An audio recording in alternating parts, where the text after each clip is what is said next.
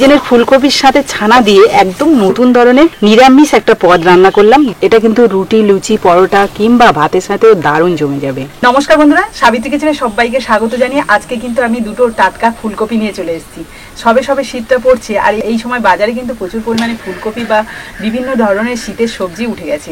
তো এই সব শীতের সবজি দিয়ে যদি এখন যে কোনো তরকারি বা যে কোনো রেসিপি যদি রান্না করা হয় তাহলে কিন্তু ভীষণ ভালো লাগে।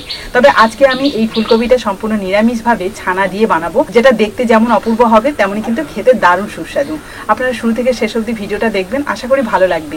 আর ভালো যদি লাগে তাহলে প্লিজ একটা লাইক করে বন্ধুদের সাথে শেয়ার করবেন। যারা আমার নতুন বন্ধু আছেন তারা যদি ইউটিউব থেকে দেখে থাকেন তাহলে প্লিজ চ্যানেলটাকে সাবস্ক্রাইব করে রাখবেন।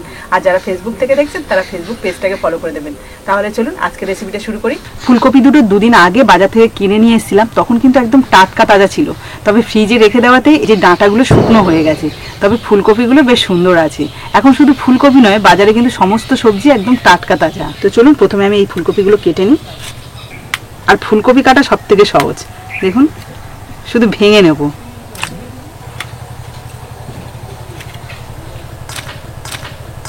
তো দেখুন অনেকটা পরিমাণেই কিন্তু ফুলকপি হয়ে গেছে, এগুলোকে ধুয়ে একটা পাত্রে নিয়ে নেব।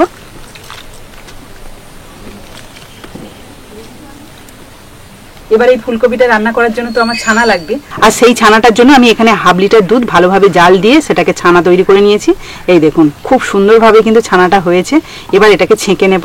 আপনারা চাইলে কিন্তু কোনো সুতির কাপড়েও ছেঁকে নিতে পারেন। আমি এখানে চা ছাঁকুনি নিয়েছি, এতেই ছেঁকে নিচ্ছি। আর এটা নিলে কি হয় বলুন তো, খুব তাড়াতাড়ি কিন্তু ছানাটা থেকে জলটা বেরিয়ে যায়। এইভাবে কিছুক্ষণ রাখলে কিন্তু এই যে ছানা আর জল দুটোই আলাদা হয়ে যাবে। এই রান্নাটা করতে কিন্তু খুব বেশি পরিমাণে ছানা লাগে না, তবে আমার কাছে হাফ লিটার দুধ ছিল বলে সবটাই আমি ছানা তৈরি করে নিয়েছি। আর এটা দিয়েই রান্নাটা করব। আপনাদের হাতের কাছে যদি কম পরিমাণে ছানা থাকে সেটা দিয়েও কিন্তু খুব সুন্দরভাবে এই রান্নাটা করে নিতে পারেন। তো দেখুন উপর থেকে একটু হাত দিয়ে চেপে চেপে জলটাকে ভালো করে নিংড়ে নিলাম। যেহেতু আমার হাতে সময় কম, আপনাদের হাতে যদি সময় থাকে তাহলে কিন্তু এরকম ছাঁকুনিতে রেখে দেবেন, তাহলে কিন্তু জলটা খুব ভালোভাবে ঝরে যাবে। আর তা না হলে এইরকম ভাবে হাত দিয়ে চেপে চেপে জলটাকে নিংড়ে নেবেন। তো আমি এখানে একটা পাত্রে রেখে দিচ্ছি। এই দেখুন কত সুন্দর হয়েছে ছানাটা। দেখুন বেশ অনেকটা পরিমাণে ছানা হয়ে গেল।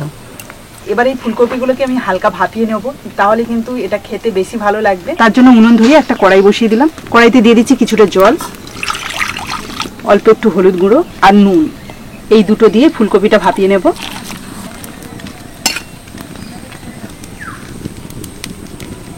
এদিকে ফুলকপিটা যতক্ষণ ভাপানো হচ্ছে ততক্ষণ এই রান্নার জন্য আমি মশলাটা শিলনোড়াতে বেটে নেব। তার জন্য নিয়েছি এখানে 4 টুকরো আদা, 2টো কাঁচা লঙ্কা, হাফ চামচ গোটা ধনে, হাফ চামচ মতো গোটা মৌরি, হাফ চামচ গোটা জিরে, আর দিয়ে দিচ্ছি হাফ চামচ চালমগজ। আপনারা চাইলে এখানে কিন্তু কাজু বাদামও ব্যবহার করতে পারেন, তবে আমি হাতের কাছে যেসব মশলাগুলো থাকে ঠিক সেগুলো দিয়েই কিন্তু রান্নাটা করব। আপনারা চাইলে এই মশলাটা আলাদা আলাদা করেও বেটে নিতে পারেন, তবে একসাথে বেটে নিলে ঝামেলাটা কম হয় বা সময়টাও কম লাগে।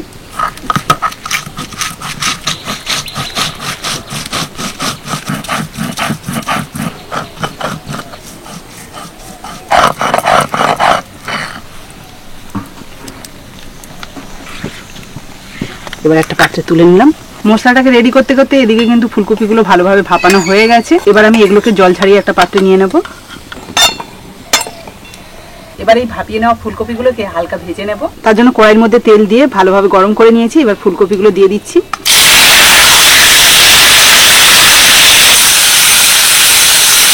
একদম হালকা করে ফুলকপিগুলো ভেজে নিলাম। এবার এগুলোকেও তুলে নিচ্ছি।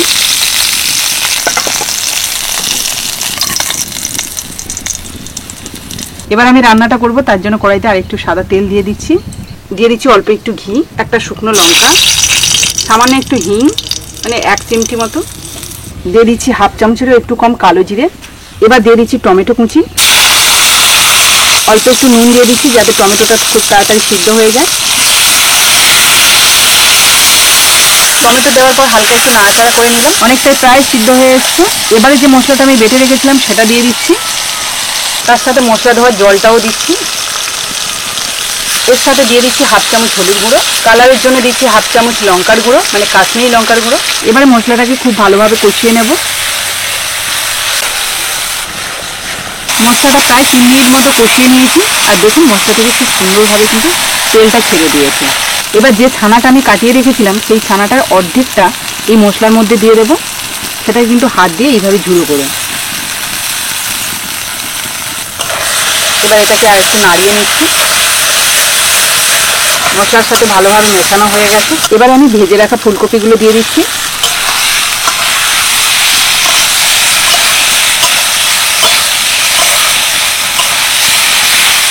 ফুলকপিগুলোকেও নাড়াচাড়া করে নিচ্ছি একটু মশলার সাথে। মশলা ধোয়ার জলটাও দিয়ে দিচ্ছি প্রথমে। এবার দিয়ে দিচ্ছি নর্মাল জল। আমি কিন্তু এখানে মিডিয়াম জল দিলাম, খুব বেশি নয় আবার খুব কমও নয়। এটাকে ভালোভাবে জ্বালানি দেবো 5 থেকে 7 মিনিট মতো। এতে করে কিন্তু ফুলকপি যেটুকু সিদ্ধ হতে বাকি আছে সেটাও ভালোভাবে সিদ্ধ হয়ে যাবে। এবার এই গ্রেভির মধ্যেই কিন্তু বাকি যে ছানাটা রয়েছে সেটা দিয়ে দেবো।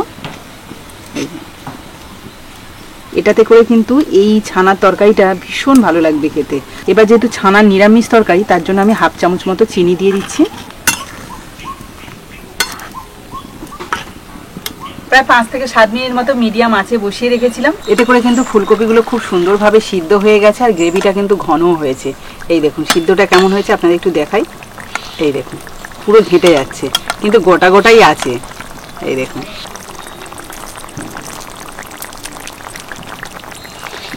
এবার দিয়ে দিচ্ছি 2টো চিড়ে নেওয়া কাঁচা লঙ্কা আর দিয়ে দিচ্ছি সিলে বেটে রাখা গোটা গরম মশলা।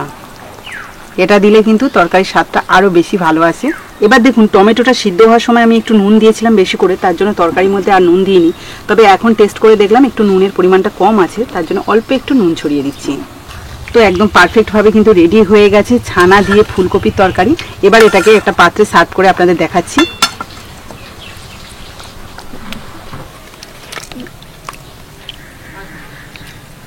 সিজনের ফুলকপির সাথে ছানা দিয়ে একদম নতুন ধরনের নিরামিষ একটা পদ রান্না করলাম, যেটা দেখতে যেমন অপূর্ব আর তেমনই কিন্তু রুটি, পরোটা, লুচি কিংবা ভাতের সাথে দারুণ জমে যাবে। তো বন্ধুরা আপনারা দেখতে পেলেন একদম সহজ পদ্ধতিতে আর কম সময় কম মশলাপাতিতে কিন্তু এই ছানা দিয়ে ফুলকপিটা রান্না করলাম। সিজনের ফুলকপি জানেন এটা খেতে ভীষণ ভালো লাগে। যারা একবার এই ছানা দিয়ে ফুলকপিটা খাবে তারা কিন্তু অন্যান্য ফুলকপির রেসিপিগুলো খেতে ভুলেই যাবে, এতটাই সুস্বাদু হয়। আপনারা এই শীতে একবার হলেও ফুলকপি ছানা তরকারিটা করবেন, দারুণ লাগবে, বাড়ির সবাই ভীষণ খুশি হয়ে খাবে। তো আজকের এই নিরামিষ পদটা আপনাদের কেমন লাগলো অবশ্যই কিন্তু কমেন্টে জানাবেন। আর ভালো লাগলে প্লিজ একটা লাইক করে বন্ধুদের সাথে শেয়ার করবেন যাতে সবাই দেখতে পায়। তো আজকের মতো টাটা, পরের দিন আসবো আবার একটা নতুন ভিডিও নিয়ে। ততক্ষণে ভালো থাকবেন, সুস্থ থাকবেন।